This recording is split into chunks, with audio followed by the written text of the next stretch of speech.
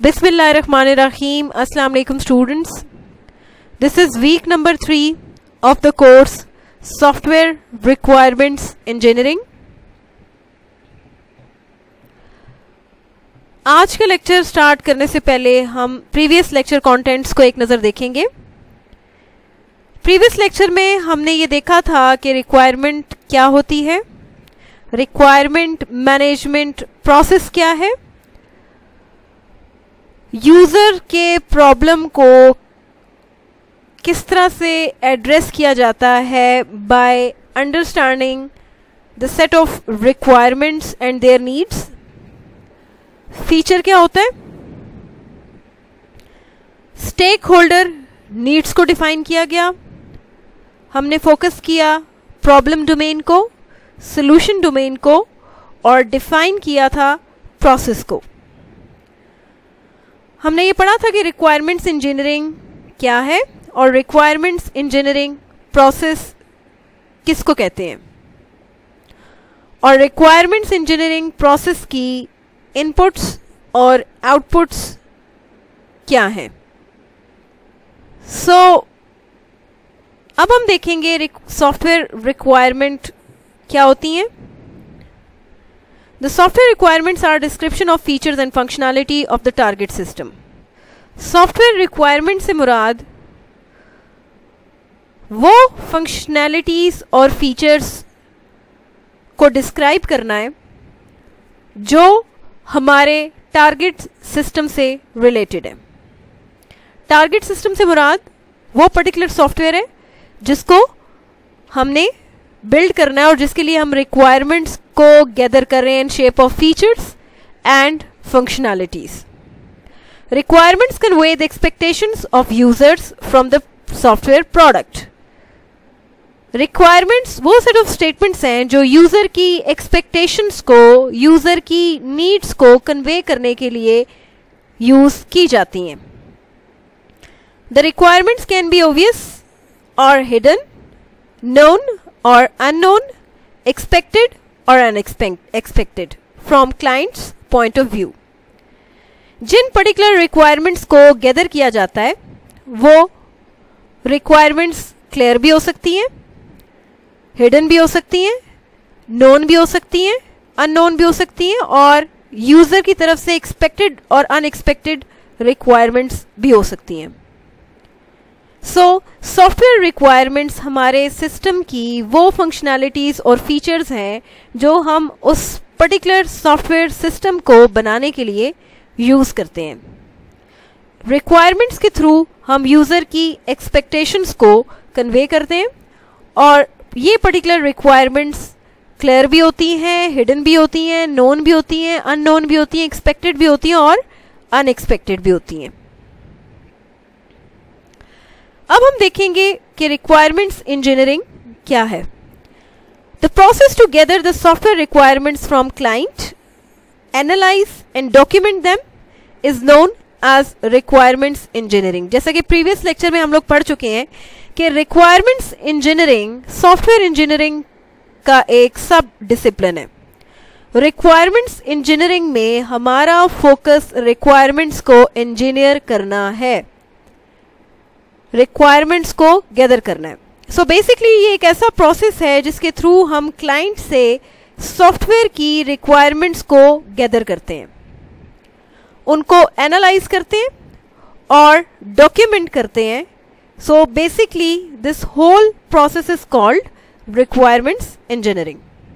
The goal of requirements engineering is to develop and maintain sophisticated and descriptive system requirements specifications document। Software requirements engineering का goal system requirement specification document को develop करना है और maintain करना है। System requirement specification, जिसको हम software requirement specification document भी कहते हैं, बेसिकली ये वो डॉक्यूमेंट है जिसमें यूजर के सिस्टम से रिलेटेड तमाम रिक्वायरमेंट्स को और उनके पर्टिकुलर मॉडल्स को डॉक्यूमेंट किया जाता है और ये particular document as a communication medium use किया जाता है between the technical development team of the software. अब हम देखेंगे requirements engineering process क्या है. It is 4-step process which includes feasibility study, requirements gathering, requirements specification, requirements validation. So ये एक 4-step process है जिसमें हमारे पास feasibility study है, requirements gathering, software requirements specification और software requirements validation included है. So let us see the process briefly. सबसे पहले हम देखेंगे what is feasibility study. When the client approaches the organization for getting the desired product developed, it comes up with rough idea about what all functions the software must perform. Client जब किसी भी software development organisation से contact करता है किसी भी software product को develop कराने के लिए, तो वो बेसिकली एक रफ आइडिया को प्रेजेंट करता है उन फंक्शन से रिलेटेड जो फंक्शंस हमारे सॉफ्टवेयर ने मस्ट परफॉर्म करने हैं and which all features are expected from the software. उन फंक्शंस और उन फीचर सेट्स को रफली डिफाइन करता है, प्रेजेंट करता है to the organisation persons in order to get the desired product developed. Referencing to this information, the analyst does a detailed study about whether the desired system and its functionality are feasible to develop. इस particular information को जो client या user या customer organization को provide करेगा, use करते हुए analyst detail study करता है, एनालिसिस करता है उस इंफॉर्मेशन को in order to get the desired system functionality and to check that particular system is feasible to develop. So basically जो एनालिस्ट है वो यूजर की उस इंफॉर्मेशन को यूज करते हुए सिस्टम को डिटेल लेवल पे स्टडी करते हुए उसके फंक्शनैलिटी को आइडेंटिफाई करता है और उसकी फंक्शनैलिटी को देखते हुए सिस्टम की फिजिबिलिटी को डिफाइन करता है. मीन्स के एनालिस्ट ये डिसाइड करता है on the basis of that study कि whether that particular software system is feasible to develop और not.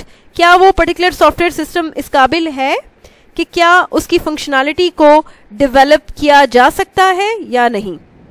So in feasibility study the possibility of the development of the functionality of that particular software system will be analyzed by the analyst in detail by using that reference information which is provided by the client to the development organization.